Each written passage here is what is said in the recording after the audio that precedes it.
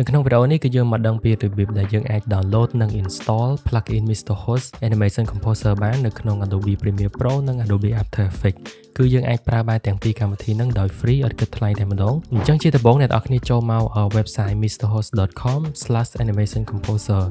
អញ្ចឹងនៅក្នុងនេះគឺយើងមានប៊ូតុងដែលយើងអាច download for Mac ឬក៏ Windows បើអ្នកនរគ្នាប្រើ Windows យើង download for Windows មក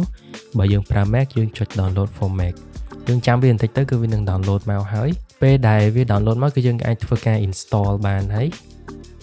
យើងធ្វើការចុច install វាធម្មតាមកនៅលើ Windows ក៏អ្នកនរគ្នាធ្វើការចុច install នៅលើ Windows ធម្មតាទៅគឺបានហើយអញ្ចឹងពេលដែលយើងធ្វើការ install ហើយអ្នកនរគ្នាបើក software ហ្នឹងមកគឺវានឹង welcome យើងគឺវានឹងឲ្យយើង log in អញ្ចឹងបើសិនជាយើងមាន account ហើយយើងចុច log in បើយើងអត់មាន account ទេយើងចុច create ទៅដោយសារខ្ញុំមាន account ហើយអញ្ចឹងខ្ញុំសូមចុច log inគឺវានឹងនាំយើងមកកាន់ browser ហើយយើងធ្វើការ log in ជាមួយនឹង account របស់យើងមកយើងអាច continue ជាមួយនឹង Google ក៏បានដែរអញ្ចឹងបន្ទាប់ពីយើង log in ហើយយើង open desktop app វិញមកអញ្ចឹងបន្ទាប់ពីយើង log in ចូលមកគឺយើងនឹងឃើញបែបនេះគឺយើងមាន product ជាច្រើនដែលយើងអាច install បានយើងមើលមកខាងលើគឺយើងមានកម្មវិធី2គឺ After Effects និង Premiere Pro អញ្ចឹងមកដល់កន្លែងនេះដោយសារតែមាន plugin មួយចំនួនគឺខ្ញុំបាន install វាហើយយើងវា update ហើយបើសិនជាអ្នកនរគ្នាចូលមកថ្មីតែម្ដងគឺយើងអត់ទាន់បាន install អីទេយើងគ្រាន់តែចុចនៅប៊ូតុងកន្លែង install all ហ្នឹងទៅគឺវានឹងធ្វើការ install នៅ plugin ទាំងពីរកម្មវិធីហ្នឹងហើយទាំង After Effects និង Premiere Pro អញ្ចឹងតែប៉ុណ្្នឹងទេគឺយើងចាំឲ្យវា download ពេញទៅគឺវាធ្វើការ install ឲ្យយើងហើយ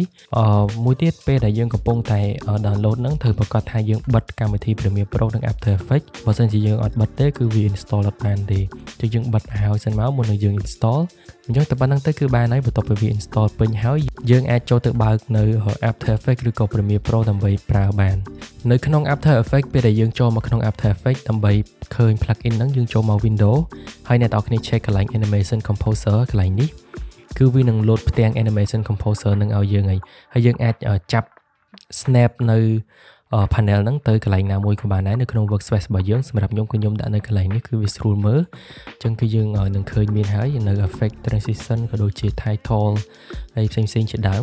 នៅក្នុងហ្នឹងដែលយើងអាចយកមកប្រើបានចំណែកឯនៅក្នុង Adobe Premiere Pro វិញគឺយើងចូលទៅក្នុង Windows Extension ហើយយើង check កន្លែង Premiere Composer